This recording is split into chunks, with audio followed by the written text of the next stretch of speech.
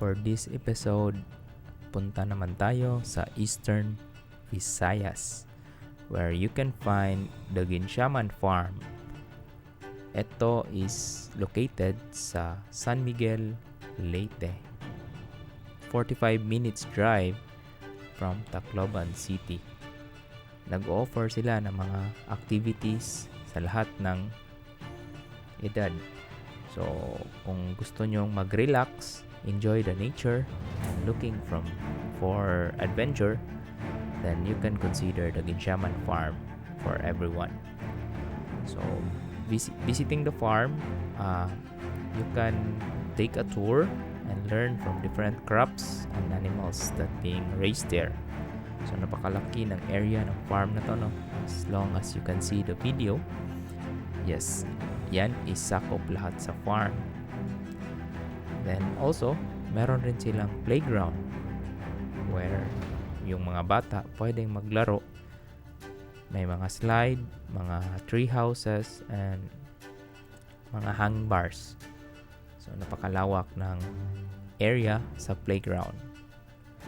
Then, meron rin silang ATV adventure. So, ito, pwede mong bisitahin yung farm gamit yung ATV na vehicle. Ma-explore mo yung halos partly ng farm. Meron rin silang beginners na track and meron ring experts. So, yun. Yung farm, kung gusto nyo magdala ng pagkain, pwede rin kayo magdala ng picnic. Where, yun. Pero, mas in-encourage natin matry nyo yung the best pizza. Doon sila.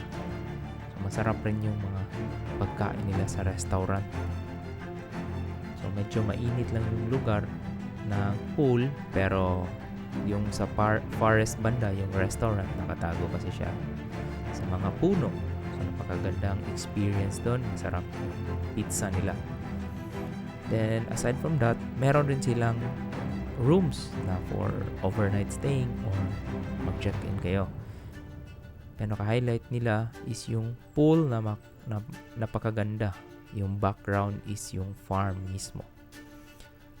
Tapos, may mga conference room rin sila na available for rent para sa mga weddings, business meetings, seminars, and corporate retreats. So, yun.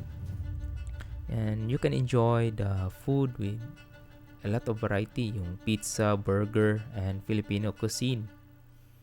So, yun lang. Napakaganda ng if you happen to find na naghanap kayo ng adventure sa Leyte Island, you might consider the Guinciaman Farm.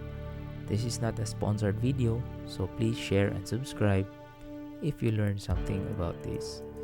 And maraming salamat. Subscribe sa mga susunod na mga adventure natin to explore the Philippines. Maraming salamat and stay safe, everyone. Subscribe. Alright.